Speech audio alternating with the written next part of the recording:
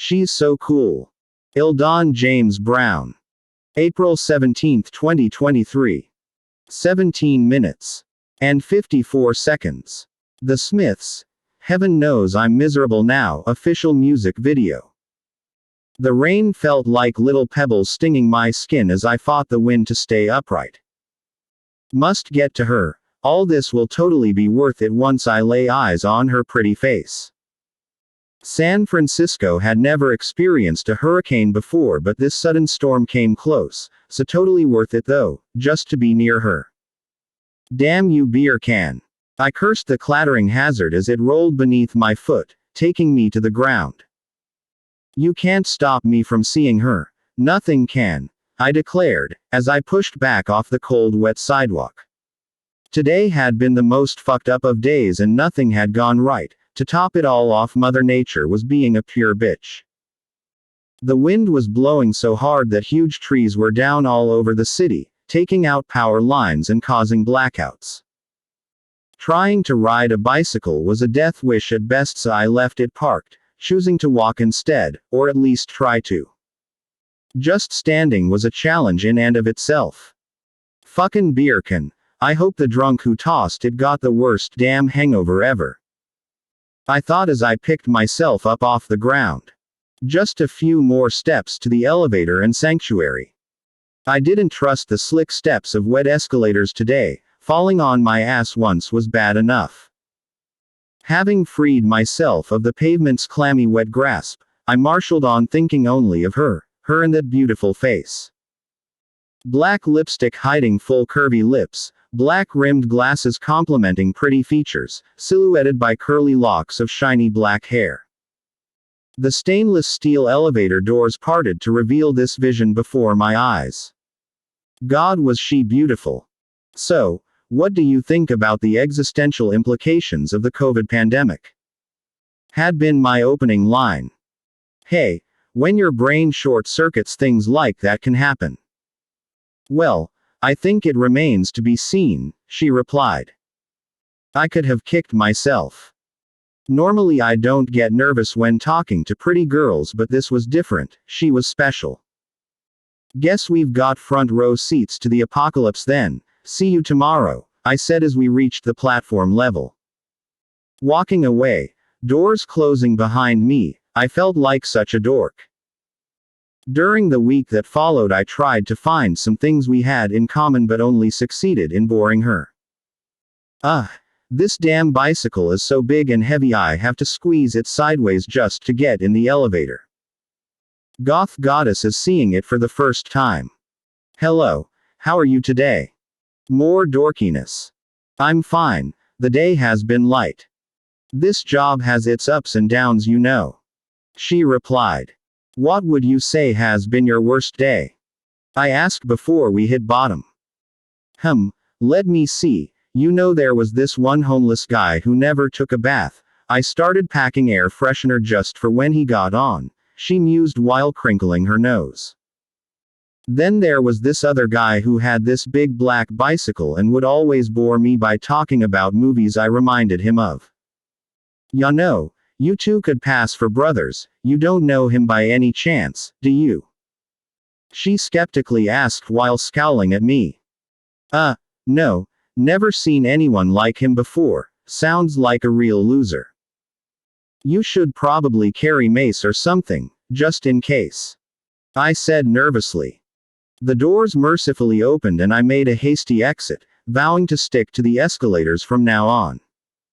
I liked her, but the feeling was obviously not mutual. Another week passed without seeing her and I was crushed. If I ran into her today, I thought, then it just had to be, couldn't be helped. I did some miss-chatting her up, and today I had an excellent excuse. The elevator was far safer than wet moving stairs. Ready or not, here I come. In the distance and through the driving rain, I spotted two figures ahead of me heading for the elevator too. Not wanting to wait outside as they went ahead of me, I sped up. Something wasn't right, however. They kept stopping periodically, with one helping the other. Having caught up with them at the elevator doors, I see that they are a couple and that the woman is very pregnant. She looks like she's ready to pop and can barely walk, holding on to her attendant for dear life. As the car rises, I catch a glimpse of the goth goddess dutifully sitting in the corner and am both filled with anticipation and anxiety. Will she be nasty or nice? It really didn't matter. I missed our little elevator interludes. Unfortunately for me, I would now have to share her with these two crashers who obviously had no appreciation for my dilemma. The day just kept getting better and better. The doors opened and there she sat in all her Gothic glory, like a PG-rated peep show goddess. The couple entered, practically filling the entire car with their girth, blocking my view of her. Should I just get off and let them go ahead of me and wait for the car to return? At least then I could have the goddess to myself. The storm was at a frenzied pitch, however, and I really didn't feel like fighting with it anymore. Getting on with them, I squeezed into the back corner, able to hear but not see. Better than nothing, I selfishly thought.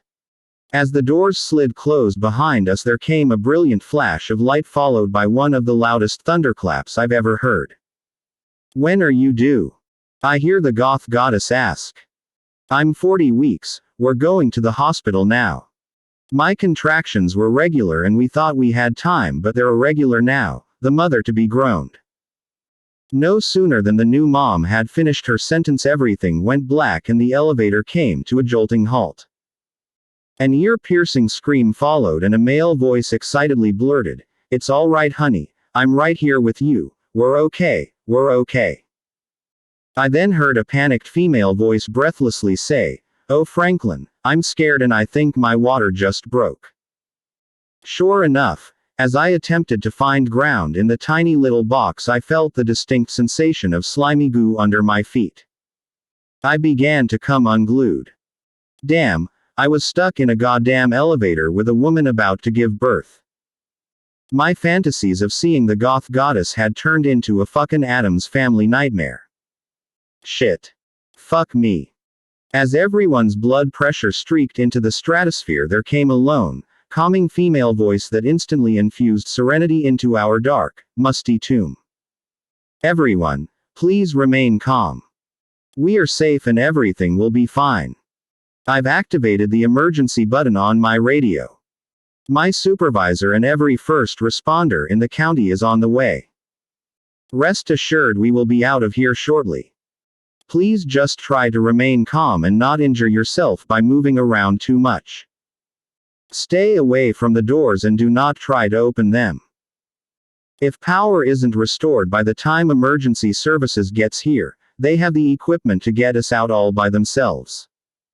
It was the voice of an angel, my goth goddess, cool as a cucumber and the epitome of confidence. I wanted to propose to her on the spot. Ma'am, what is your name?" the goth goddess coolly asked. "My name is Carol and this is my husband Franklin," the pregnant woman laboriously answered. "Nice to meet the both of you," the goddess replied. "Now Franklin, I need you to help me keep Carol calm, okay? Can you do that for me, Franklin?" Franklin grunted out and, huh. "What a good husband you are, Franklin," says the goddess. "And Carol dear, how you doin', sweetie? It feels like my bottom is falling out," Carol lamented. The goddess comforted her by saying, "I know, sweetheart, I know. Just concentrate on the sound of my voice, okay?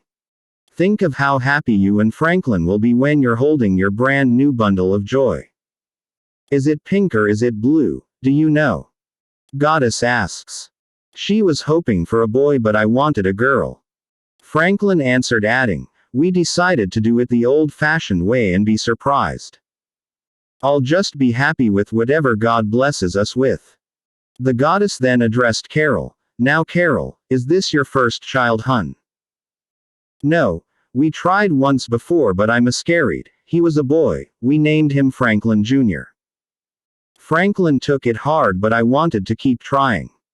Carol's breathing eased and wasn't as rapid as it had been before. "Well," says the goddess, "everything will be just fine. You two have to be the luckiest mother and father to be stuck in an elevator right now, because not only am I an elevator attendant, I'm also a doctor. My specialty was obstetrics until my health gave out, but I keep my license current. I do this for the tax breaks and because I really love talking to people. Your baby is in excellent hands, Carol. Just ask the other 897 I've helped bring into this world. It was at that very moment that the emergency lights came on and bathed the goddess in a warm, golden light. And who would you be back there in the corner? Is that my friend who likes movies so much? The goddess asked, knowing full well who I was. Yeah, I'm here, I mean it's me. Hope I'm not in the way, I sheepishly replied. Her revelation of also being a doctor didn't much surprise me, I was already impressed. Is there anything I can do to help? I shakily asked. The goth goddess then instructed me to take an inventory of everything in the elevator, explaining that we needed to know what we had. She then instructed me to call out and describe each item I found, everything including her stuff too. I think she knew that we were going to be stuck in that elevator for a while. I began to go about my given task, which vastly relieved my anxiety. 4 bottles of water, 1 box of tampons, 1 package of baby wipes, etc., etc. Meanwhile, the goddess instructed Franklin to lay Carol down on the floor and support her head, just like you practiced in Lama's class. Snap, snap, went the sound of goddess donning nitrile exam gloves, accompanied by the acute smell of hand sanitizer. Okay, Carol, let's see how dilated you are, hun, goddess says. Nice, nice, very good, hun. You're fully dilated and ready to perform a miracle. I'm now going to feel your belly to check the baby's orientation. Nice, good, very nice indeed. How we doing over there, daddy? You doing okay? Goddess asked Franklin.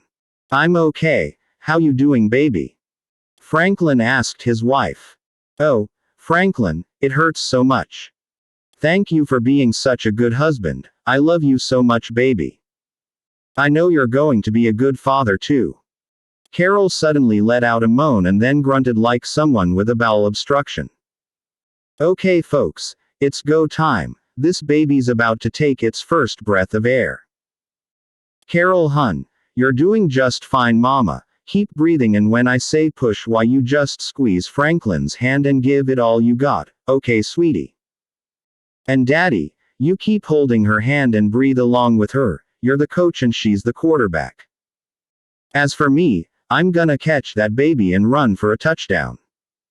Both husband and wife chuckle, but I'm still in shock. I've seen this kinda stuff on TV before, but that was nothing compared to reality. I was way more shook than they were, I kinda felt lightheaded. Okay, Carol, said the goth goddess, keep pushing, honey, you're doing such a great job, I'm so proud of you. Just keep pushing, mama, I can see the head now. Carol then let out a huge breath and redoubled her efforts, with Franklin gently cheering her on. I'm plastered to the wall as far away as I can get, feeling like such an intruder during this most intimate of moments. The air of the tiny car was now hot and humid. I was sweating profusely for absolutely no reason other than the spectacle unfolding before me. Curiously, I was both in awe and slightly envious as well. The goddess was just awesome, clearly in her native element and rock solid, unflappable. If she made me nervous before, I was definitely intimidated by her now. Was this how girls felt about guys they liked too? So high above me. I see the head, one more big push for me, mama. Ready, 1, 2, 3, push. Orders the goddess. Carol let out a grunt that would have rivaled a female lioness and bore down with all her might. The goddess's hands were frantic, as if trying to get a grip on something slippery. When her hands stopped juggling, goddess then produced a small white ball followed by something long and quivery that seemed to keep going on forever. How could something that big and that long come out of such a little body? More splashing sounds and Carol relaxed with an exhausted sigh. It's a boy, it's a beautiful baby boy. Goddess cooed. Oh, look how beautiful he is, beamed the goddess. What a beautiful, healthy, bouncing baby boy. You do good work, hun. Good job, good job, praised the goddess.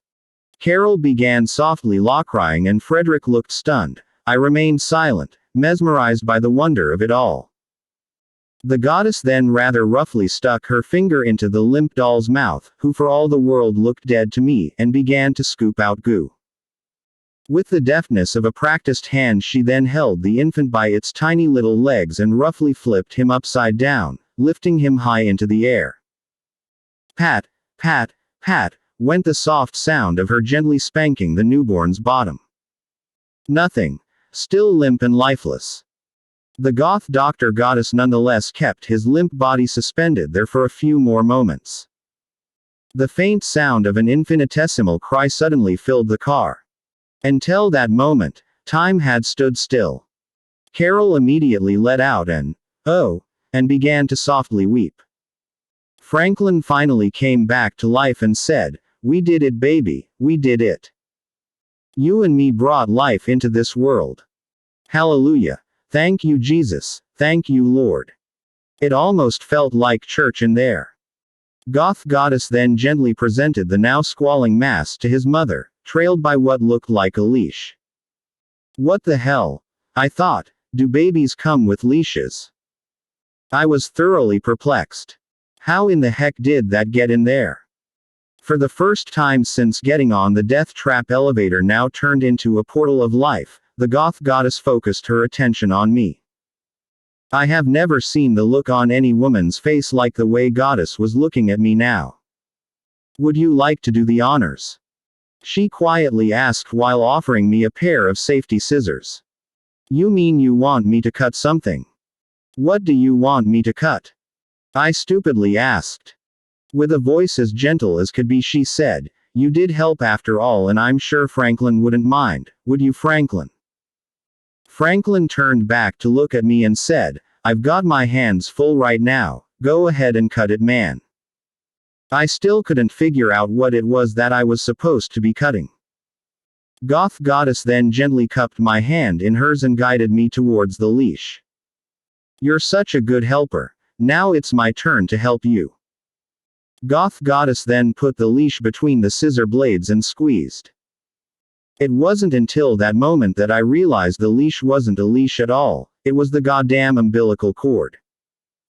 Goddess took the scissors from my hand and used it as a clamp, wedging both open ends of the cord between the handle. 898. 2 more to go and I'll hold the record, the goddess pronounced. Record. Record for what? I meekly asked. The record for delivering the most babies, goddess replied. When I was in med school we all placed bets that whoever got to 900 live births would then retire to have kids of their own and with whoever they were with at the time.